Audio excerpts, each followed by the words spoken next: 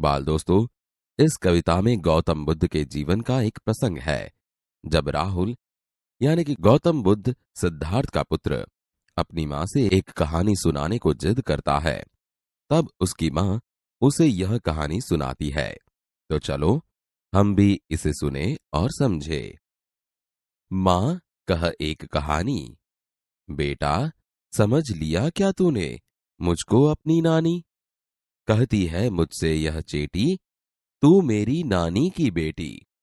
कह माँ, कह, लेटी ही लेटी, राजा था या रानी? माँ कह एक कहानी। माँ, तू मुझे एक कहानी सुनाओ। बेटा, क्या तूने मुझे अपनी नानी समझ लिया है? यह दासी ने मुझसे कहा है कि तू मेरी नानी की बेटी हो। माँ, तुम सोते सोते ही मुझे एक कहानी सुनाओ कि एक राजा था या एक रानी थी। तू है हठी, मान धन मेरे, सुन उपवन में बड़े सवेरे। तात भ्रमण करते थे तेरे, जहां सुरभि मनमानी। जहां सुरभि मनमानी, हाँ माँ, यही कहानी। तू बहुत जिद्दी है। तो सुन, एक दिन सुबह तेरे पिताजी बगीचे में घूम रहे थे। बगीचे में मनपसंद खुशबू फैली हुई थी। वहाँ मनपसंद खुशबू फैली हुई थी। हाँ माँ, अब तुम मुझे यही कहानी सुनाओ।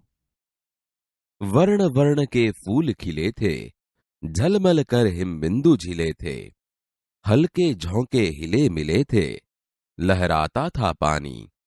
लहराता था पानी, हाँ हाँ, यही कहानी। बगीचे में तरह तरह के रंगों वाले फूल खिले हुए थे। फूलों पर ओस की बूंदें पड़ी थी। पवन के झोंकों से फूल हिलते थे, तब उस पर पड़ी ओस बिंदु लहराते थे। फूलों पर पानी लहराता था। हाँ हाँ माँ, तुम मुझे यही कहानी सुनाओ। गाते थे खग कल कल स्वर से, सहसा एक हंस ऊपर से। गिरा बिद्ध होकर खगशर से, हुई पक्ष की हानि। हुई पक्ष की हानि, करुणा भरी कहानी। आकाश में उड़ते हुए खग यानी कि पक्षी मधुर स्वर में गान कर रहे थे। अचानक ऊपर से एक हंस गिरा। उसे तीर लगा हुआ था, जिससे उसका एक पंख घायल हुआ था। पंख घायल हुआ था? यह कहानी तो बहुत दुख भरी है। चौंक उन्होंने उसे उठाया, नया जन्म सा उसने पाया। इतने में आंखें टक आया, लक्ष्य सिद्धि का मानी।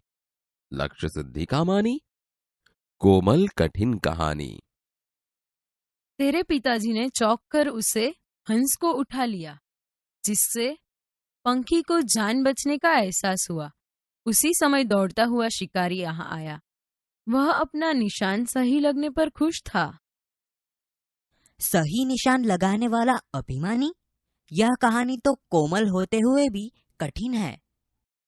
मांगा उसने आहत पक्षी, तेरे तात किंतु थे रक्षी। तब उसने जो था खगभक्षी, हठ करने की ठानी। हठ करने की ठानी, अब बढ़ चली कहानी। शिकारी ने आकर घायल पक्षी मांगा, लेकिन तेरे पिताजी तो उसके रक्षक थे। फिर भी पक्षियों का मांस खाने वाला वह शिकारी पक्षी लेने की हठ पर बैठ गया। शिकारी ने हठ पकड़ी। अब तो कहानी सुननी ही पड़ेगी। हुआ विवाद सदय निर्दय में, उभय आग्रही थे स्व विषय में। गई बात तब न्यायालय में, सुनी सभी ने जानी। सुनी सभी ने जानी, व्यापक हुई कहानी। इस प्रकार दया भाव वाले और निर्दय के बीच यानी राजा और शिकारी बहस होने लगी।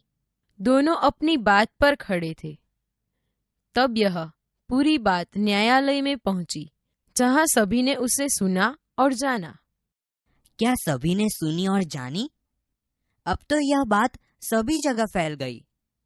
राहुल, तू निर्णय कर इसका, न्याय पक्ष लेता है किसका? कह दे निर्भय, जय हो जिसका, सुन लूं तेरी बानी। माँ मेरी क्या बानी, मैं सुन रहा कहानी। राहुल, अब तू ही निर्णय कर और बता कि न्याय किसका पक्ष लेता है। तू निर्भय होकर बता दे कि इसमें किसकी विजय है। मैं तेरी राय सुनना चाहती हूँ।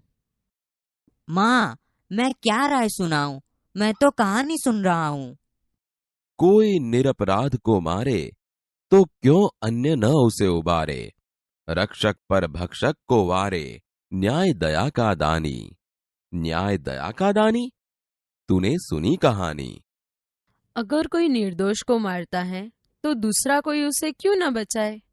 न्याय हमेशा दया के पक्ष में ही होता है, जो मारने वाले के पक्ष में न होकर बचाने वाले के पक्ष में होता है।